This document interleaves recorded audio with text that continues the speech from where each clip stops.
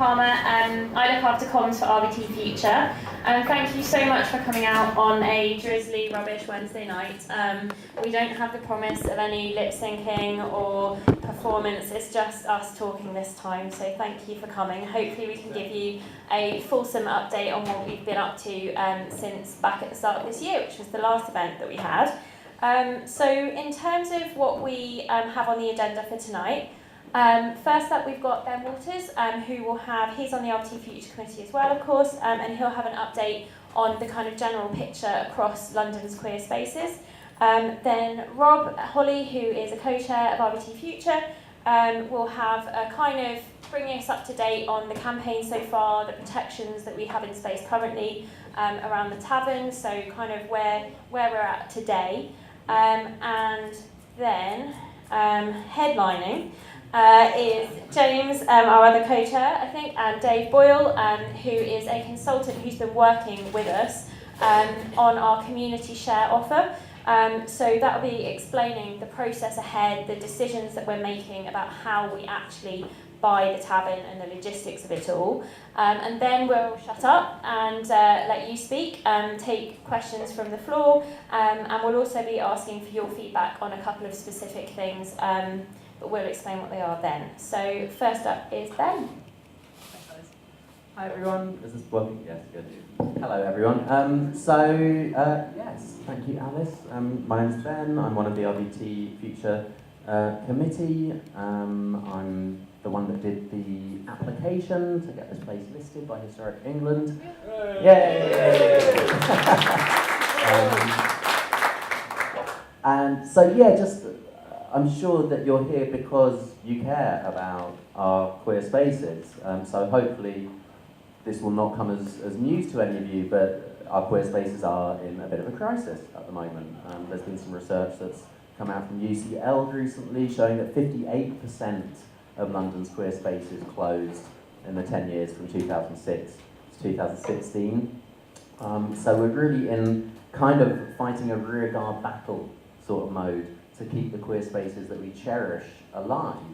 And not only to keep the spaces that we cherish alive, but ideally to create the circumstances that new spaces and new kinds of spaces can flourish and emerge more easily than has been the case at the moment. So, I mean, why do our spaces matter? I'm sure you know, I'm sure that's why you're here, but there's all kinds of reasons. There's this sort of kind of myth going around that I'm sure you've heard, that we don't need queer spaces anymore, that, you know, we can get married now, we can go to the Wetherspoons, you can get on Grindr if you want a shag, sorted. It's just not the case. That I'm sure we all know that there are still so many reasons to keep spaces like this alive, reasons to do, I think, reasons that are shown by the fact that so many of these places, when they're closed, in fact, are still thriving. We've got people here, we've got Peter here from the Join Us Arms campaign, we've got Chris here from the Black Cat campaign, people doing fantastic work, you know, from these venues which have been closed for a couple of years, but were closed when they were thriving, when there was still a huge demand for them, and the campaigns around them are still thriving, you know, years on, because there are uses for these spaces. They matter in people's lives, to do with the past, the present, and the future. Here at the RVT, you know, spaces like this that have been serving queer community and culture since before decriminalisation, you know, you can count them on one hand. These places that are still here, it matters that, you know, that's the bar that Princess Diana stood at in drag, getting served when she was down here with Freddie Mercury and Kenny Everett. It matters that that dressing room in there is where Lily Savage was adjusting her wig when half of Kennington Nick burst in the door at the height of the AIDS crisis to raid the place, to put the fear up the queer community, wearing their rubber gloves because they were scared of the gay plague. You know, it matters that before that bar was there, before this stage was here, that dressing room, you know, when the bar ran along these columns, that the drag queens would run along where you're sitting now, and you'd have to take your drink out of the way before it would get knocked down. It matters that before this pub was stood here, these columns, or columns exactly like them, were in the Vauxhall Pleasure Gardens that stood on this ground, where modern leisure culture was invented, where we had the first cocktails in this country, where we had the first pop songs, where we had the first drag celebrities, Madame Serafina, tearing the place up. We had, Victorian servant girls coming to these gardens dressed in drag so that they could get out of the house, and then getting wasted and going and playing knockdown ginger on the posh houses down the road and getting busted, and that's why we know about them, because of court cases. It matters that these are things that we can feel and touch in this place, that it's history that feeds us today, and that we still need these places because we know that, we know hate crime is on the rise. We know that this myth that everything is fine now for queer people just doesn't apply to so many of our brothers and sisters, especially the already most marginalised, most vulnerable. 1 in 5 LGBTQ people was a victim of hate crime last year. 2 in 5 trans people. Would that it were true that we don't need these spaces, but we do. We need them in the present, and we need them not only for people that need safer spaces. We all need spaces that we can come and be ourselves, express ourselves, experiment with ourselves. Because I'm sure you've noticed that the world is fucked. That, the systems that we have in place are not really working very well for a lot of people. So it's really crucial, not just for queer people, but for everybody, that we have the capacity to come together and to experiment with different ways of being, different ways of expressing ourselves, different ways of being with ourselves and with each other. It matters that we can do that in ways that aren't just accountable to kind of consumerist logic. So, it matters that we're here in the RVT, where so much has happened, where so much queer fun has been had, where so many different people have experimented with themselves and with other people. Because we know that there are better ways of being, and we know that this is one of the places where they get tried out, and we know that that's worth fighting for. So that's why the RVT Future matters, and we look forward to your continued help and support as we all move towards it. Thank you.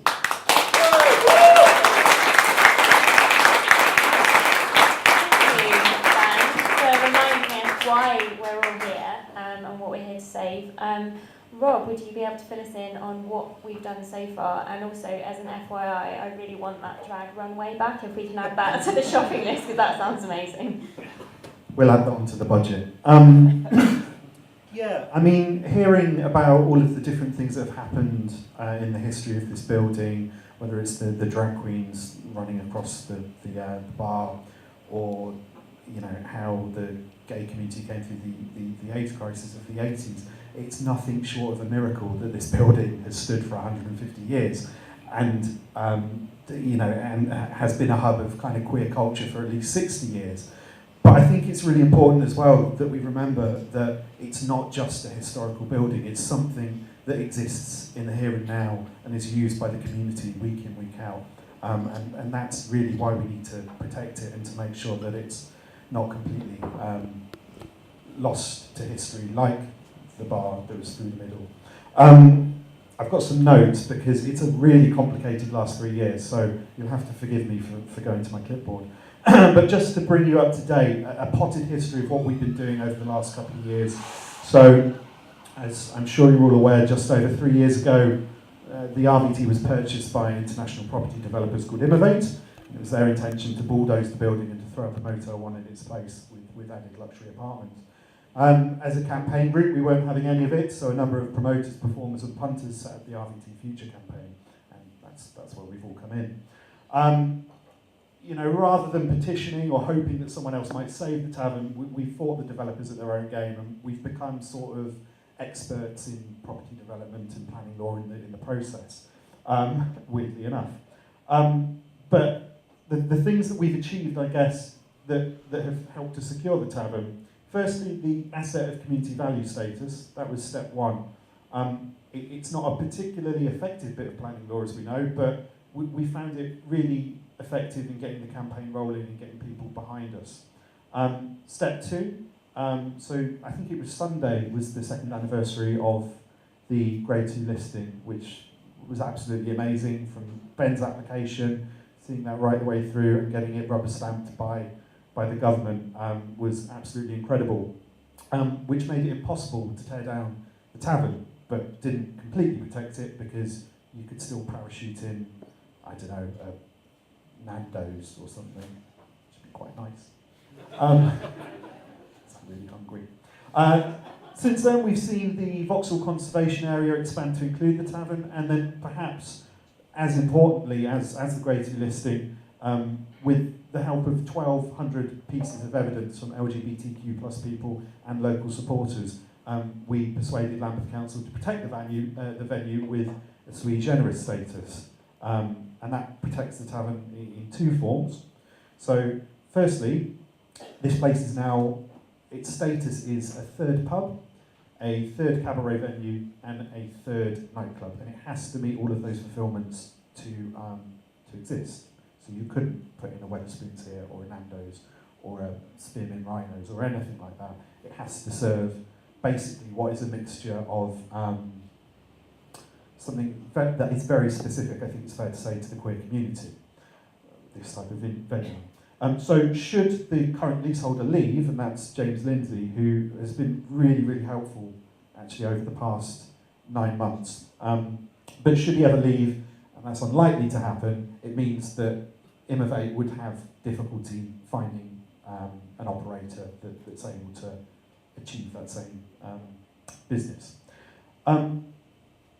It also prevented a purchase by Forza Inns, which is the company that shut down the Black Cap, by explicitly stating that the accommodation on top of the venue has to be ancillary to the business below. So in other words, you can't buy the pub and then take the accommodation and convert that into private flats or whatever in the same way as has happened at places like Compton's in Soho. So that's protected on that front too, but it's never quite enough. As long as the RVT is owned by shareholders or some random company in Austria, it's always going to be at threat of development, or they're going to find some way to screw us over. We've been fighting for 3 years now, and we essentially don't want to fight them anymore. We want to buy the tavern. And so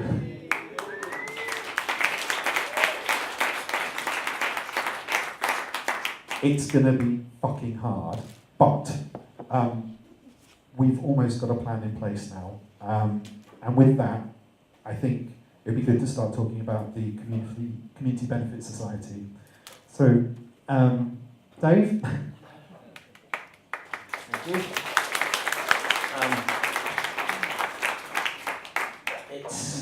It's a usual position for me to come on after inspiring talks which have made people clap and then start talking about really interesting things like legal structures. But unfortunately we have to talk about legal structures, and the vehicle which you're going to use, safe to say you're going to use it, is called a Community Benefit Society. It's a relatively arcane legal vehicle created by the cooperative movement in the 19th century, being repurposed in the 21st century to serve new needs. The beauty of the Community Benefit Society is that it's owned by its members democratically, so regardless of how much people will individually invest in the community share offer, which you will be hopefully undertaking quite soon, you get one vote for the board of directors. So it's like normal society, regardless of how much tax we pay, we all just get one vote in the general election. It's a similar principle in societies. The big thing about it is that it has to work for the benefit of the wider community. So the members themselves can't individually benefit from it. They might benefit from it because they're part of the community, which the society is there to serve, but they can't benefit from it as shareholders might benefit from something. So if, let's say, 1,000 people in the community ended up buying the pub through the Community Benefit Society, and slowly over time a few of them die, and you're left with 25 people who go, fuck it, let's sell it.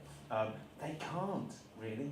They could, but they couldn't make any money out of it themselves. So it's a really good structure for both raising the money which you need, and let's be frank, the technical term for the amount of money you need is a shitload.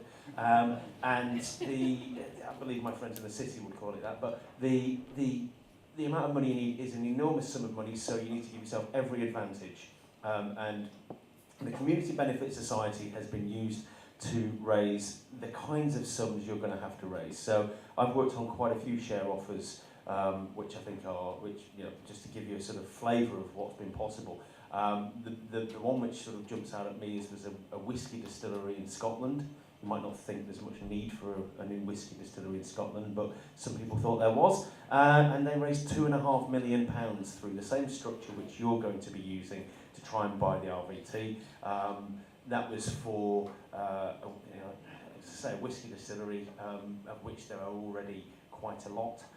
You've got a very specific offer, and I think you can really tap into not just the love people have for this place, but the fact that there's lots of places which they can't invest in to buy and save because they've gone. And there has to be a point where people say that enough is enough.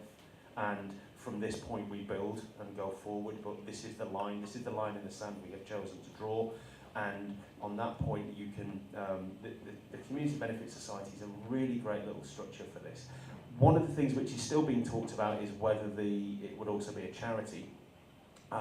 I'd love to really bore you senseless about the ins and outs of whether that will be the case. We like the idea of it being a charity because everyone knows what charities are. Charities are good things, they're good at protecting assets, it's a comforting and secure brand, but there are also legal responsibilities which come with it which might be a little bit too onerous, so we're still trying to tease out whether those things will be good or not. We're also trying to tease out whether the share issue would be something which attracts tax relief for those people who invest in it. Some people who have invested in normal businesses might have got a tax break for doing that. We're exploring whether we can do that here, and that would be absolutely fantastic if we could get that for the investment people will make in buying the tavern. But again, there's quite a few technical clauses we've got to navigate in the legislation, and it may not be possible in the final analysis. But there's still some issues about timing, but ultimately there will be a point at which, as was said about you're tired of fighting, it's, the only real way to get control is to have control. I used to work in football, and I always remember a case with a Scottish football club where a group of fans went to meet the chairman, and they talked about all the various issues, and they thought they'd got some rapport, and they said, so are you going to do anything on this? And he said, look lads, it's like this, I own the club, fuck off. And at that point you realise that dialogue can only take you so far. To put yourself in control, you've got to use the legal structures to put yourself in perpetuity as the owners of this. And it's been a long time getting to this point, but I was using the metaphor, apologies for the slightly militaristic nature of it, but this is about sort of February, March to 1944. Everybody knows something's about to happen. We just don't quite know where and when it's going to happen, but it's going to be soon, and then you can see something. So that's kind of where we are right now. I'm happy to answer any questions you might have about the share issue, but I'd probably best hand over to James to say a little bit more. No, I just wanted to say super quickly, there's been some paper passed around the room where we're collecting names and email addresses. We have a fact sheet that describes this in a lot of detail that we're going to email out to everyone later in the week. But we didn't manage to get it printed for today. Sorry for that, but you'll get it as a beautiful shiny PDF in your mailbox when you give us your email address. Anything else, or should we move on to questions? Okay, brilliant. So, There were a couple of things that you wanted to ask. what's that? Oh, yeah. So there are two things that we want to kind of seek your opinions on. And the first one is essentially on the cost of the share offer that we're putting out there. And I think we've decided that the minimum that we can offer a share for would be £250. Any contribution below that would be a donation. So if anyone has any immediate thoughts, we'd love to hear that. But also, please do get in touch with us via the email address or on the next newsletter that we're sending out within the next week to tell us whether you think that's a good amount or not, because we don't know. Could you explain why you feel you need to set a level? Yeah. You need to set a level just because it's an investment, there's a price, you've got to have a minimum, and what you're trying to balance is the minimum which is low enough to enable as many people to feel that's within my grasp, I can afford this, but by the same token you need to raise upwards of £3 million, and you can have it too affordable, and you can have 1,000, 2,000, 3,000 people invest, and you raise 30,000 quid. So to get to the minimum, it's about striking a balance, and everybody agonises over what that balance is. And what you can do is find people to club together with, so you could get a group of friends to be sort of like an investor group. So hopefully that sort of can balance out to make it affordable. But ultimately, when you're trying to buy a piece of land, nearly every pub community share offer. There are about 45 other groups who've done similar things. Obviously, nobody's done anything quite as similar as this place, but there are plenty of places where the community have rallied round and bought pubs, and they tend to need to be about £250 or upwards, just because the amount of money needed is so significant, and not everybody's sure about how many people will really invest. Just a couple of things that not necessarily something that we need an answer on here, but just to take home and think about, are in terms of the levels of investment. I don't know if anyone's kind of taken part in a crowdfunding campaign before, but they often have tiers of investment which come with rewards, nice shiny carrots to get people to spend. So if anyone has any ideas of things that they think that would encourage them to, or their friends or people they know in the community, to invest certain amounts, to do with the RVT, anything like to do with the talent that we have here, the kind of unique experiences. Actually, that sounds really dodgy, but have a think of safe for work things that we could offer as investment incentives. And the other thing is to consider whether you would like to get involved, potentially as a director, making decisions as we move through the process and into the future of the tavern as a community operated and owned venture. So the more diverse group we have running this, the better. There are a lot of cisgender white men with beards currently who are extremely talented and have given a lot, but a few less would be great, and more of a balance of the people who use the tavern or might use the tavern in the future. But for now, any more questions from anyone? I think there's some microphones flying around. Apologies if I've missed it in terms of what's been emailed out, but can you give a bit more detail about the next steps? So have you got a binding offer from Imove? What would be the lease arrangements between James and the operation going forward? I don't feel I know enough just from just saying we're just going to do a share offer. Sure. A lot of it is still in progress and needs to be worked out in terms of Immovate and the arrangement that we come to with Immovate. We're having positive dialogue with them, which is great. We still need to come to a final amount with them, but we're pretty sure that that's going to be sorted within the next couple of months. The second thing is the what's going on at the moment with the tavern and who's in here at the moment, and James and his business. As far as we're concerned, that carries on as normal. We don't want to come in and change the place wholesale. The leasing remains in here for us as well, essentially as long as they want to. We wouldn't want to change very much about that. There are other things that we would want to change in the meantime if we did own the tavern. So, for example, we would fundraise to get better disabled access or make improvements to the roof, but we wouldn't be the operators of the venue. That's not something that we want to do. Does that answer your question? Cool.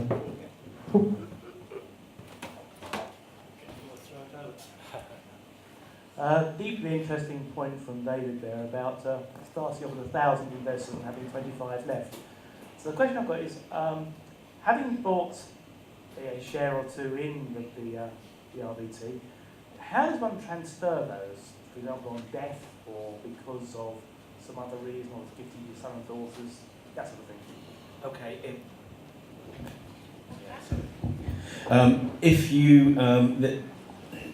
If it could get really interesting, I could tell you the actual brand, the community shares are a brand name for the deeply exciting concept of withdrawable share capital.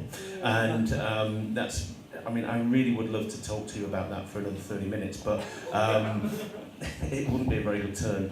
The main point from what you're asking is it's not transferable or sellable. One of the beauties of it is that the people who buy the shares in the first instance are people who love this place. That's what's going to motivate them to do it. And what you don't want is that over time that kind of gets inherited by other people who you can't guarantee will feel the same way about this place. So the only way in which you can pass the shares on is on death to a nominated individual. In the absence of a nomination being made, the nomination goes back to the society itself. And the only way in which money can ever go back to a shareholder is if the society has enough money coming in, it's satisfied all its requirements, there's nothing what needs doing in the place, and everyone goes, actually I think it'd be quite a good thing to reward some of our lovely shareholders who helped us save this place. But in the absence of that, then everybody kind of just has to revel in the fact that they own a piece of this place and they've saved it, and they're for the first time the community has control of something which matters so much to it. I just want to add something very quickly to Dave's reply, which is that we have identified that for this place to continue to be relevant to not just our generation, but the generations to come and beyond that, we need to make sure that these shares don't end up just locked up amongst the old people. Yeah.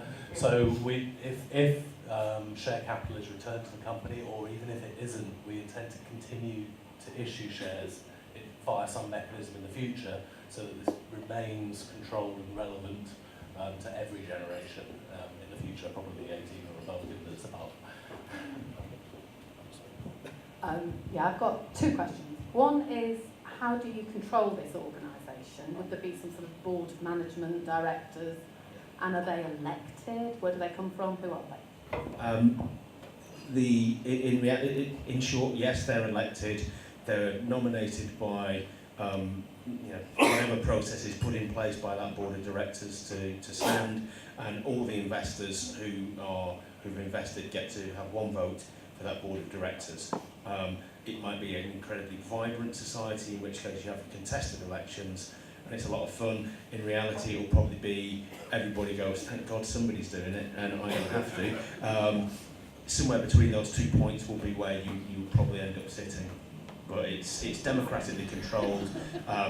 You control it. The board will have the ability to bring in a couple of other people in if they think there's some skills gaps in who's been elected. But in the main, the majority of the board will always be elected by the investors. And my second question is, I gather you're planning to buy the whole building, and that this bit stays leasehold to the business. Have you got plans for the upstairs? Currently, the whole building is leased to the business. Oh, I see. I didn't realise that. And we have no plans to change that until that operator Okay. in the future decides they might. Did everyone hear that? Or? Sorry, I don't know if everyone heard that actually. I'm saying currently the whole building is let to the operator, which is James Lindsay's company, RVT Enterprises, and we have no plans to change that until such point as he doesn't want to continue, in which case we would explore whether we can let it to another operator, obviously with strict conditions about how it's run, so that we maintain what we want to protect, or whether we need to establish a pub operating company. And that would be something that would go to the elected board. Exactly. To discuss. All of the shareholders would have a vote on that. Any other questions? There's a question at the back as well, I think. Thank you.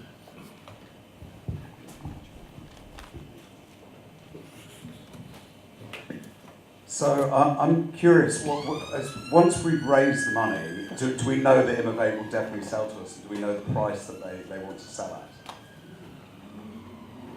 at? We've made, obviously this is a negotiation, isn't it? If we say that we're going to raise £20 million, the price is suddenly £20 million. We've made what we believe is a fair commercial offer, and we've done that on the basis of other comparable businesses and properties in the market, and with the advice of specialist sale agents in the pub sector.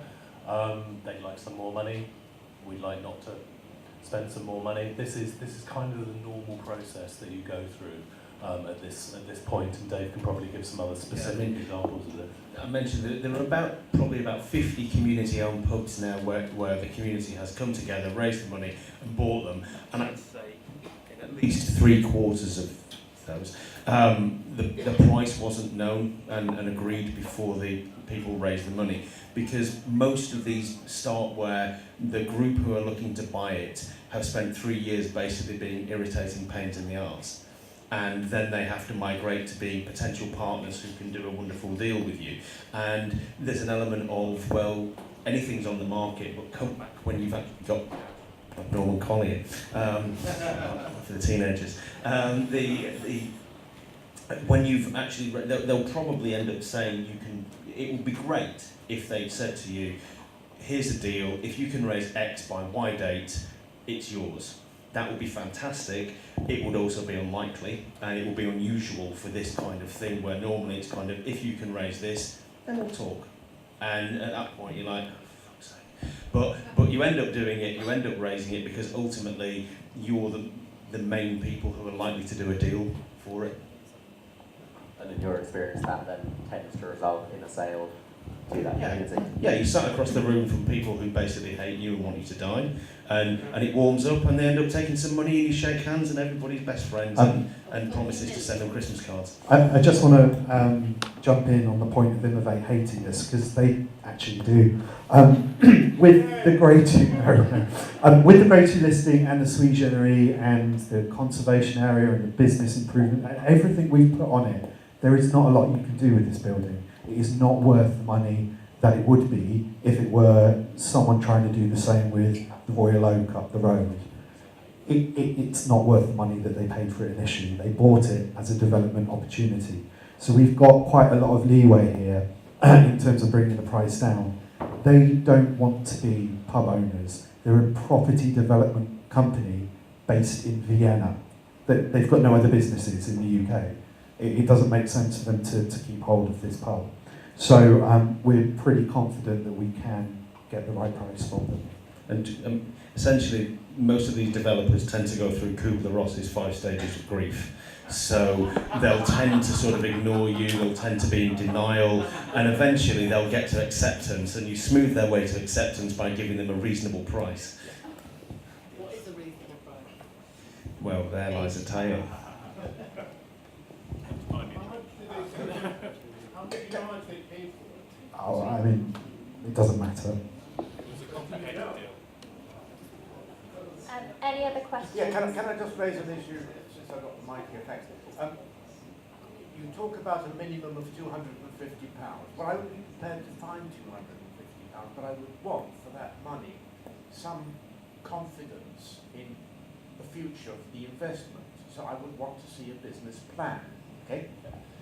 Secondly, I would want to think, if I'm going to find 250 quid, why should I invest it here rather than, say, an OIC or Shell, whatever, on the stock market, or national, whatever. Well, there has to be, I would want to see my money, not lose. And what worries me is that the question is now a good time to invest money to save an old pub?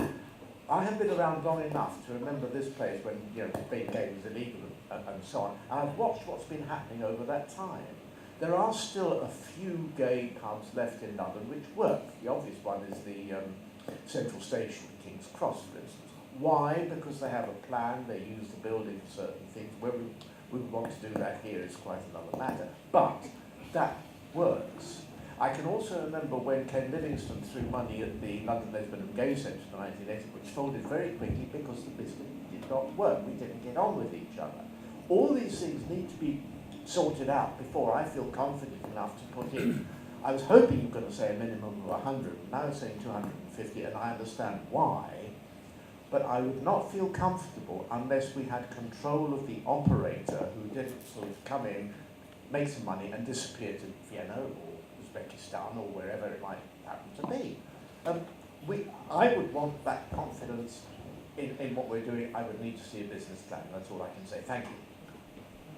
So I think there's kind of a couple of questions there. There's one about the sort of logistics, and then there's one for Ben about the sustainability and the context that we'd be operating in. So Ben, do you want to start?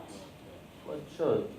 Yeah, I think perfectly legitimate questions. I think in terms of, I think as has been touched on a bit, if as an investor you're looking for a capital return, then it might not be the opportunity for you. That I think the idea of investing in the Vauxhall Tavern is the idea of investing in maintaining a site that's going to be of value for the LGBTQ community and its culture for years to come, how secure can you be in the expectation that it will be that? Another legitimate question. I mean, I think, you know, we can see that as it's running at the moment, it's running well. It's doing good business, it's turning a profit, it's sustainable, it's successful. There's no plan at the moment to change that formula. There's no reason to think that demand for that is going to get any less. You know, we've seen the places that have closed, so many of them, you know, have been closed at a time of being extremely popular, of serving a community that wants to come out, that wants to drink, that wants to see performance, that wants to dance, that wants to have fun. And I think, unfortunately, the chances of that market being diluted in the immediate future, sadly, is pretty slim. But then looking longer term, I don't think, much as I'm sure we'd all like it to be otherwise, we're not really looking at a situation in the foreseeable future where queer people don't need a space of their own. We will be looking at what that space needs to be, changing and evolving. And I think the strength of this model is that it gives these mechanisms of accountability and of discussion and of exchange between the people that own the venue, the people that operate the venue, and the people that use the venue, and that there should be these systems in place that will enable it to evolve and to change, and if anything were to go wrong, there would be mechanisms in place to put it back on course. And just to add a little bit more to that, which you'll obviously get in the follow-up email from us too, community benefit societies are registered with and regulated by the Financial Conduct Authority. There will be a formal share offer document that is prepared and approved by our advisors and the regulator before we send that out to you all. The timelines for this, we believe are imminent. We're stepping slightly back from saying a date at the moment because there's just two uncertainties in the registration process that we're going through. But we're not collecting money at the door today on a promise. You will have a formal document that will include the information that you've requested. So I think we've got time for a few more questions, Yeah. and then we'll play some music and drink because that's what we do so well here. So I think there's one over here. Have we got a mic broken still? I've got a mic, so Brilliant. shall I ask? Obviously, we hope that the share offer raises sufficient money to buy the place. But what happens if it doesn't? What happens to the pot of cash if we don't raise enough to buy the place? That's a great question. It's actually something that in the committee meeting immediately before this we were discussing explicitly.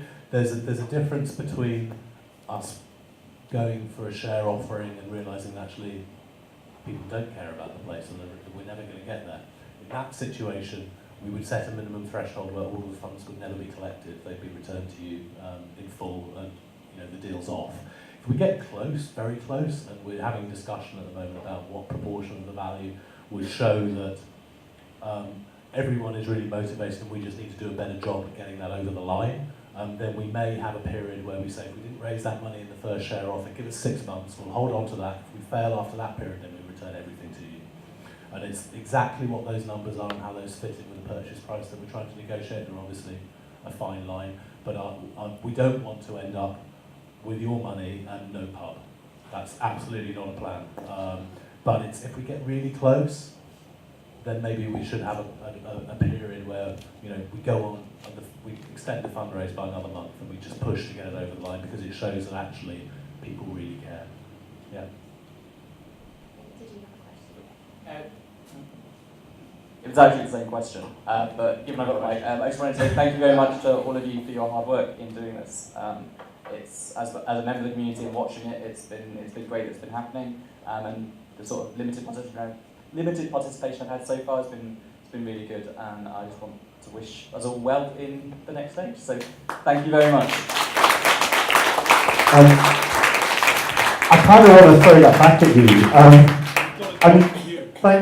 Thanks to everyone that's actually contributed. I mentioned earlier the sui generis status, and so for example, if Pret a Manger wanted to turn this into a veggie pret or something, and wanted to change the planning status, they would have to go to Lambeth Council and apply for that. And the moment that they apply to the council to have the status changed, the council would have to inform all of the people that submitted evidence to the sui generis, which is 1,200 people.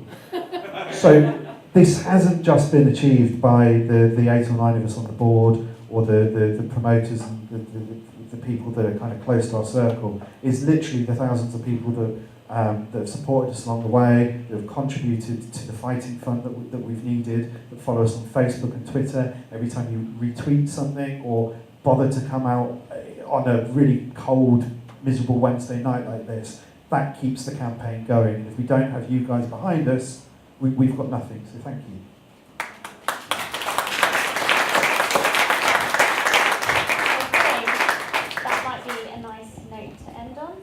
Just very quickly, if you didn't manage to give us your email address for the updates, please come over to me at the table down here.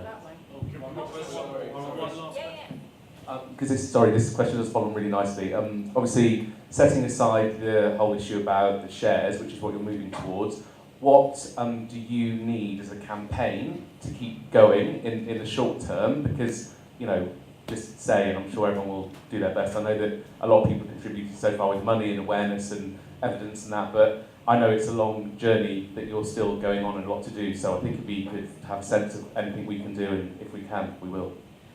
Alice, maybe you want to answer this one, because there's some specific needs that we do have. There are.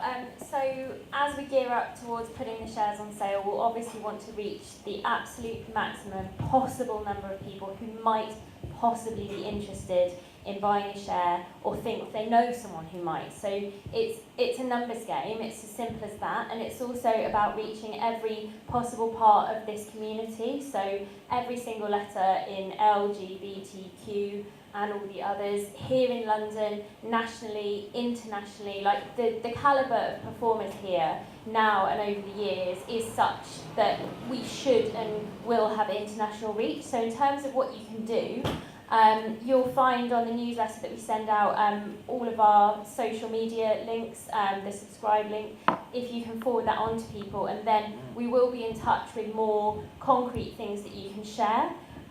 We'll certainly want to hear from different parts of the community in terms of like who we need to be talking to, the influential people we need to be reaching, the publications. We will be spamming you and asking you very politely to spam everyone you know as well. So that's the main thing, I think, is just reaching the right people.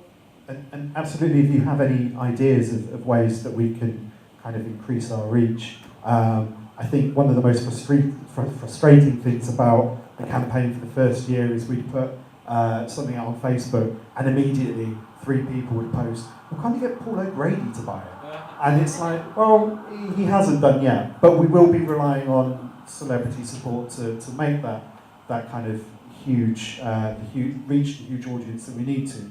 So if you've got any contacts or people or ideas or skills that you want to bring to the campaign, don't just sit there, come and talk to us. We'd love to hear it.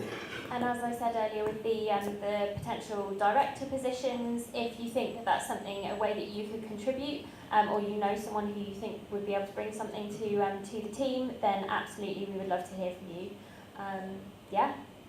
Or just in general, obviously, just keep coming to the Vauxhall Tavern as often as you can.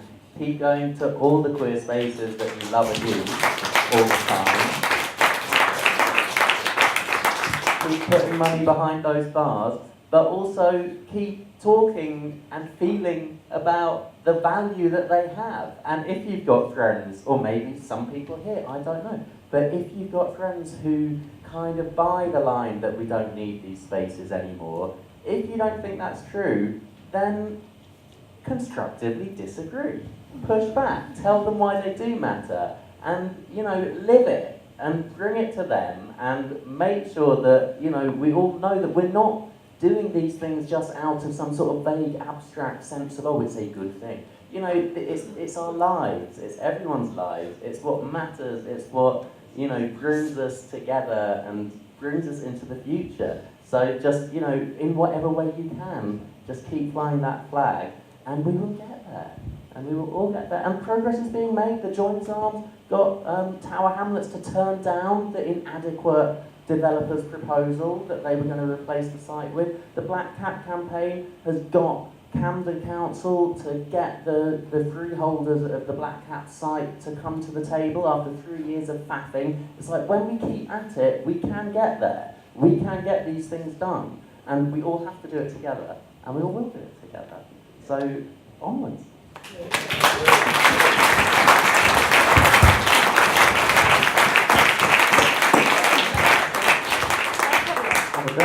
Ask us a question. And I don't know if any of the other people on the RVT Future committee who might be up for answering people's questions might want to put their hands up if they're available for conversation. There's Dickie and Tom and the DJ booth. There's Richard. There's AL as well. So ask us things. Yeah, and even not what you were saying about this not being an abstract thing. If you don't talk to us tonight, we're literally always here at the weekend. So just come and find us. Your conversation skills on a Saturday night, not quite so hard. Just saying. Depends who I'm talking to, Joe.